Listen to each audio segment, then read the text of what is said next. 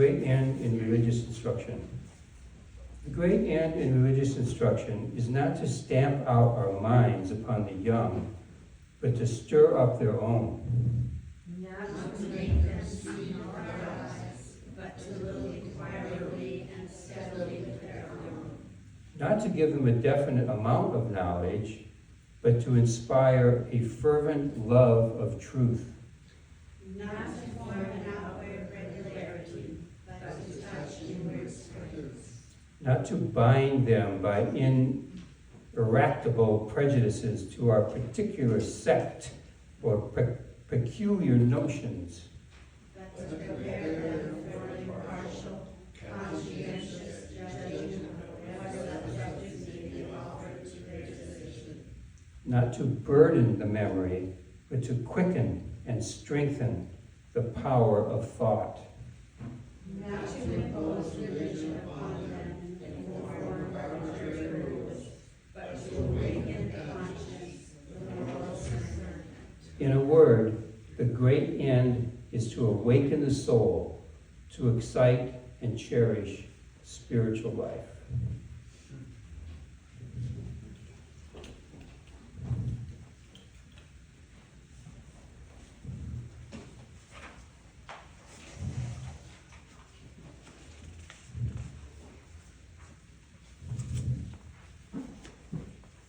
So if you haven't noticed, there's an insert in your order of service, which for those of you that are left brain thinkers, you can follow this diagram, which kind of describes the Epicurean Paradox.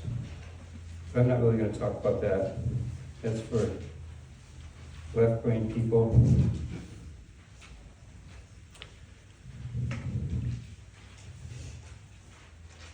Now the question is whether the font is big enough that I can wear my glasses. I think so. Epicurus was a Greek philosopher who lived from 341 BCE to 270 BCE. He founded Epicureanism, which countered Stoicism and promotes pleasure. He also proposed the Epicurean Paradox. Since there is no doubt that there is evil in the world, then God cannot be both all good and all powerful. If he is all good, then he would want to relieve human suffering. Since he isn't doing that, then he must not have the power to do so. If, on the other hand, he is all powerful and does nothing to relieve human suffering, then he cannot be all good. This paradox has been discussed and debated over and over, literally for centuries. The most persuasive argument against it is as follows. God desires humans to have free will. As humans exercise free will, they will sometimes do evil deeds. God is all-powerful and could, if he wanted to, intervene and not allow humans to do these evil deeds. However, in order to achieve this, he would have to take away their free will. He has decided that free will is a greater good, so he refrains from doing so. He loves human beings and is optimistic and hopes that humans will eventually decide to do good deeds only. Then there will no longer be evil. So that's the argument. In my view, there are several problems with this argument. First of all, according to the Bible, God frequently intervened in human affairs. If God feels free to intervene in human affairs, then he must choose when to do so and when to refrain from doing so. In the Old Testament, God made a covenant with Abraham and his descendants. When those descendants were enslaved by the Egyptians, he initially did nothing to help them. One could argue that he broke his promise. You might remind me, he did finally choose Moses to set his people free. In doing so, he did intervene and sent a series of plagues against the Egyptians. In each case, however, Just when Pharaoh was about to free the Israelites, God intervened again. Except in this case, he did it to harden the heart of Pharaoh, causing him to change his mind. Another argument often made to counter the Epicurean paradox is that God is all-knowing, and that he often does things in order to test humans, so they will eventually learn and grow. So perhaps he hardened Pharaoh's heart so the Israelites would learn something important. Not sure what they would learn, however, except that God is capricious and arbitrary in deciding who and when to intervene. When women were being raped, massacred, and kidnapped in Israel by Hamas, when mothers and babies are being killed in Gaza, and thousands literally starving to death, God chooses not to intervene. Even if one were to accept the argument that he doesn't want to intervene because he won't take away human free will, that wouldn't prevent him from causing a flood just before Hamas was invading a kibbutz, or causing bombs to lose their potency. In a moment, I will move on to Job. But first I wish to discuss the adage, power corrupts and absolute power corrupts absolutely, and ask a simple question. This is for all the geeks out there. In The Lord of the Rings, why didn't Gandalf carry the ring? And why didn't Galadriel, the elfin queen of Lothlorien, accept the ring when Frodo offered it to her? Anybody? Chad has an answer. They both knew that the power would corrupt them. Thank you. I didn't plant him, by the way, but that's the right answer. They both knew that the power would corrupt them. And they were both good. Well, Gandalf was. I don't know about the elfin queen, but she was probably good. So wielding power creates two problems. First, it is addictive. Think of the billionaires in the United States. Money in our culture is power. If I have the data right, 3 human beings own half the resources of the entire country. What do they want? They want to accumulate more money. Why? Not so they can buy more stuff. They can already buy as much stuff as they want, more stuff than they could possibly buy. No, they want more money so they can acquire more power. This is insanity. I remember a meme I saw of a picture of a chimpanzee that had a whole bunch of bananas around him. And the meme said, if a chimpanzee hoarded bananas and wouldn't share them with the rest of his community, the scientists would want to study that chimpanzee to find out what was wrong with his brain. And when human beings do it, we revere them. Second, it is impossible to be good when one person holds that much power and looks around and notices that over 1 billion members of their own species on the planet don't have enough food, clean water, and resources to live a decent human life, and they don't use their power to change that. They have to convince themselves that somehow they are special, they are entitled to the power. Again, this is clearly insanity. It may be instructive to look at superheroes. Until recently, none of them had absolute power. They all had their Achilles heels. Superman has kryptonite.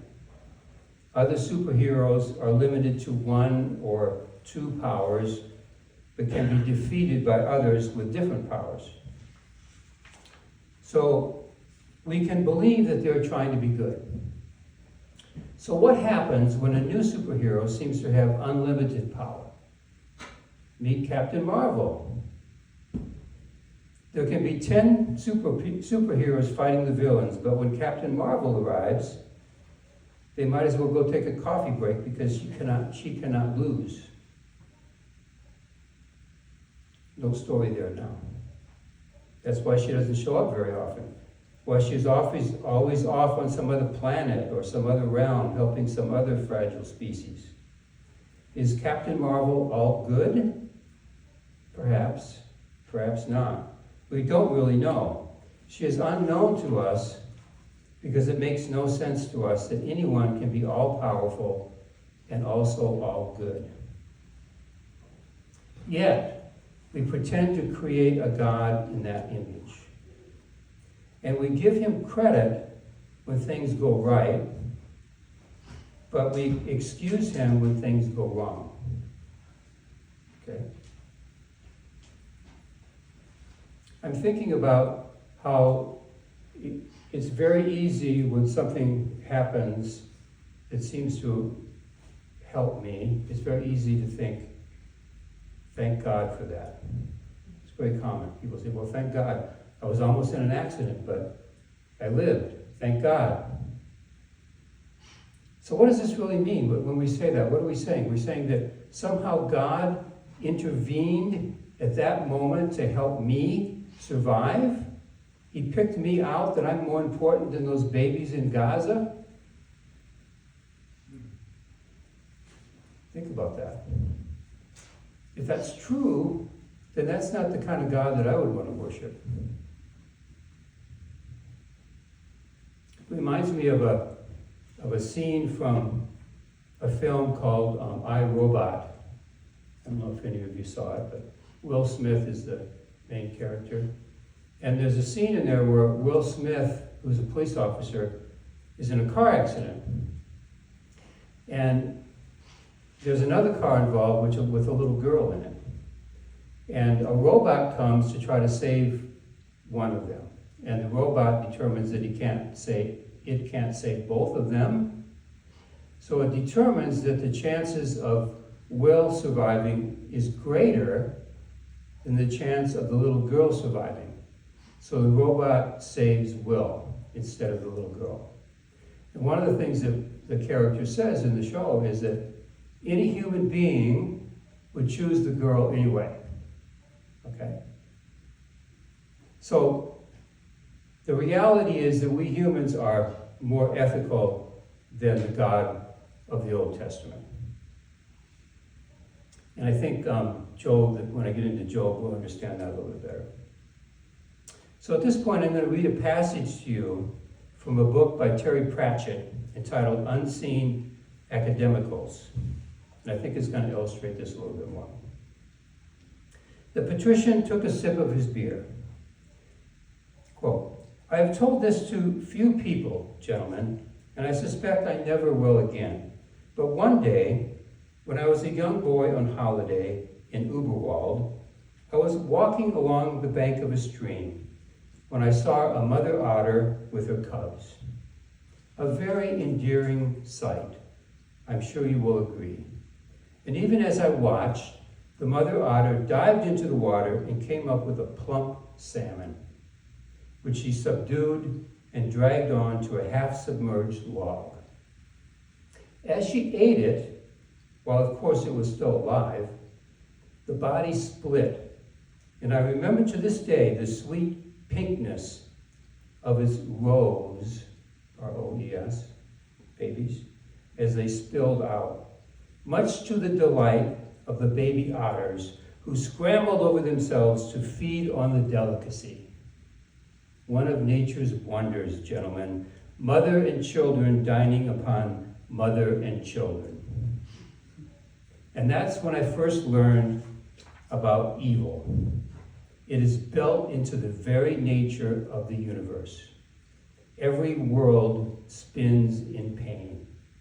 If there's any kind of supreme being, I told myself, it is up to all of us to become his moral superior. When you think about evolution, how life came to be in this planet, from the very beginning, life only survived by consuming other life. And when we leave here, we'll all go downstairs and start consuming other life forms. And even though I'm a pescatarian, and even if I was a vegan, I can claim no moral superiority, because I will be eating other life forms, even if it's plants. There's another story I want to share that kind of illustrates this for me. It's the worm and the robin. So if I'm walking along after a rain and I see worms on the sidewalk, what do I do? What are my choices? I can pick up a worm and put him on the grass to try to save that worm's life. But if I do that, I may be starving a robin. If I walk by and allow maybe the robin to eat, I'll be condemning that worm to death. So how can I be good? Okay, if you expand that to somebody, so a being that has all power, if I have a drought in my city and I pray to God for rain, and it rains in my city, it's got to be a drought in another city. Okay, whatever a powerful being does to help one person, it's going to hurt someone else. So, in order to be in that position of power, one must make choices and choose one over another, over and over and over again. And what does that do to a powerful entity? Except make them more cruel, maybe. Okay, back to now to the book of Job. If you don't know the story, I'll give you the gist. So Yahweh is hanging around with his sons of God. Now in the Bible, it usually says his angels, but the Hebrew word is sons of God. So he's hanging out with his sons of God. And there's one who's called the adversary. Now, the Bible gives the word Satan, but Satan is actually not a proper name. In Hebrew, it means the adversary. So it just means the adversary. Hanging out with him, and he's bragging about Job. My loyal human Job obeys all my rules. He's never sinned. And the adversary says, well, that's because he has all these privileges. He's got all these animals and wives and children and all kinds of riches. And so Yahweh says, that's okay. I'll prove it to you. You can destroy all his animals. So he does. And Job gets a little upset, but he still praises God. So the next thing is he ends up killing all his wives and all his children. And still, Job doesn't curse God. So Yahweh's all happy. And then finally, he said, well, you can make him sick too if you want. So he gives Job all these boils, and he's like sick and, decrepit. And finally, Job confronts God about it. And here's what he says. I loathe my very life. Therefore, I will give free rein to my complaint and speak out in the bitterness of my soul. I say to God, do not declare me guilty, but tell me what charges you have against me. Does it please you to oppress me, to spurn the work of your hands, while you smile on the plans of the wicked? Do you have eyes of flesh? Do you see as a mortal sees? Are your days like those of a mortal, or your years like those of a strong man?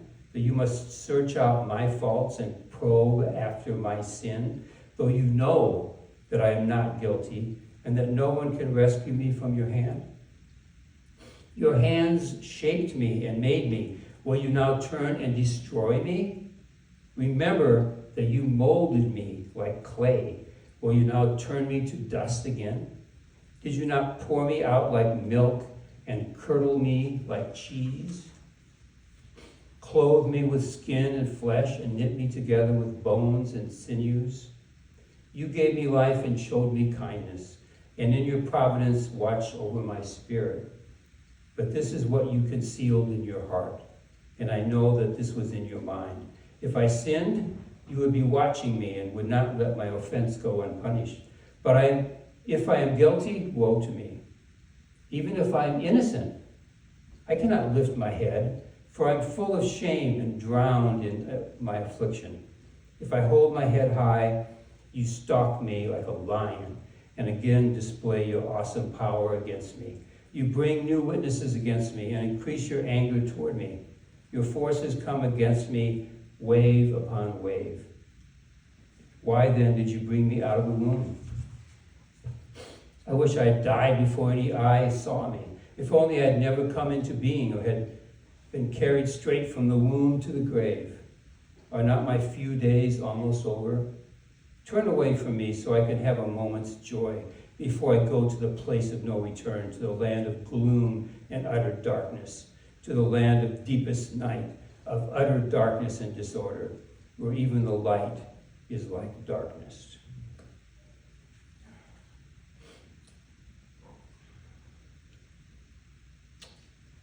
And what is Yahweh's answer? Basically, he says, I'm bigger and more powerful than you, and I will do whatever the hell I want, and there's nothing you can do about it. So, Job gives in.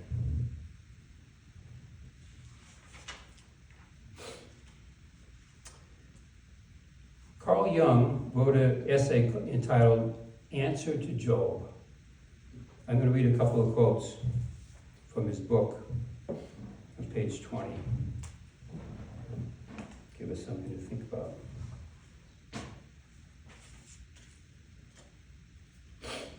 So he's talking about Job. He said, before, he had known Yahweh by the hearing of the ear, but now he has got a taste of his reality, more so even than David, an incisive lesson that had better not be forgotten.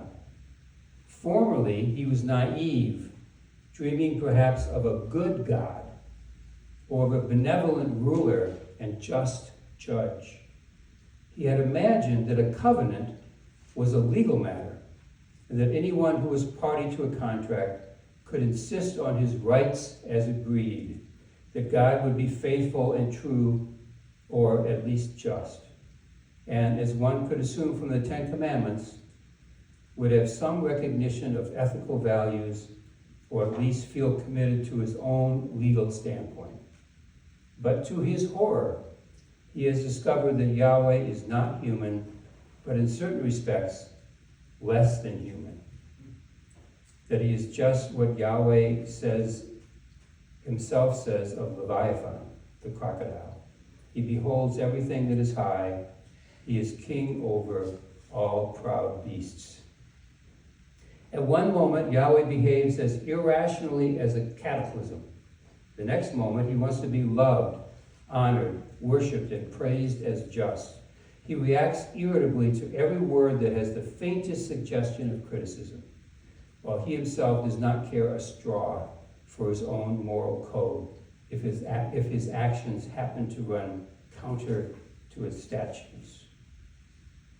The drama has been consummated for all eternity.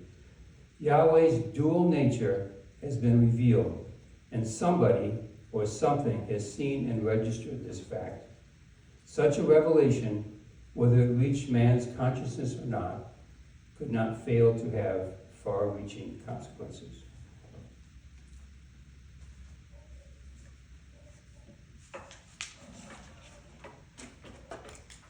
So Jung is arguing that Yahweh is not moral and is not immoral.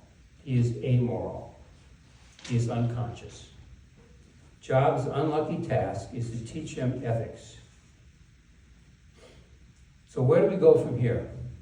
This may be an oversimplification, but my reasoning is this. If God created the universe and then created life on this planet and allowed it to evolve, he created a world of pain and suffering, of organisms needing to destroy other organisms in order to survive.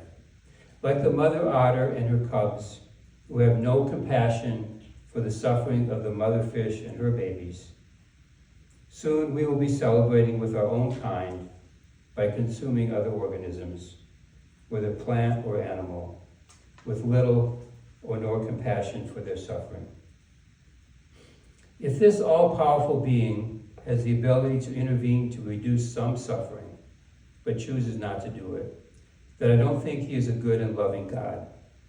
But regardless, he is irrelevant to us. If, on the other hand, he has the ability to intervene and then chooses when and to whom to help, then it is worse, in my view.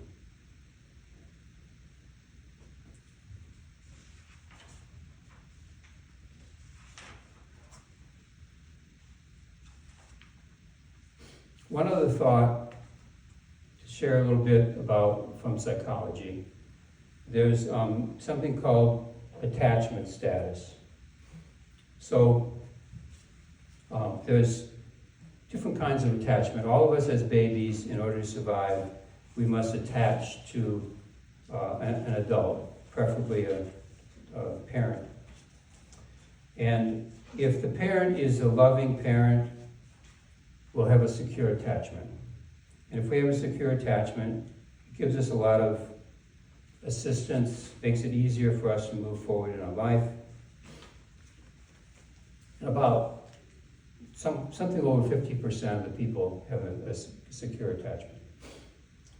The rest of the folks have an insecure attachment, and there's three levels. The first is anxious attachment, where there's kind of an ambivalence, and the second is an avoidant attachment, where there's kind of could be called dismissive. And the third is called a disorganized attachment, and the disorganized attachment is the most problematic. A disorganized attachment occurs when a child goes to the attachment figure, and the attachment figure is abusive. And it puts the child in a dilemma. I must go to my attachment figure or I will not survive. But if I go there, I'm going to be abused. So this is why some people, their identities fragment, because they can't resolve that dilemma. So I think Job is in that position. He goes to Yahweh, who has punished him. Basically, Yahweh made a bet with the adversary. So he goes to Yahweh and asks for justice. And Yahweh doesn't apologize. He doesn't give any explanation. He just says, I don't care. I'll do it if I want. So Job is stuck in this disorganized attachment kind of position, which is a pretty awful place to be. And that's kind of what happens in often with people that suffer from this as a child. So that's all I got.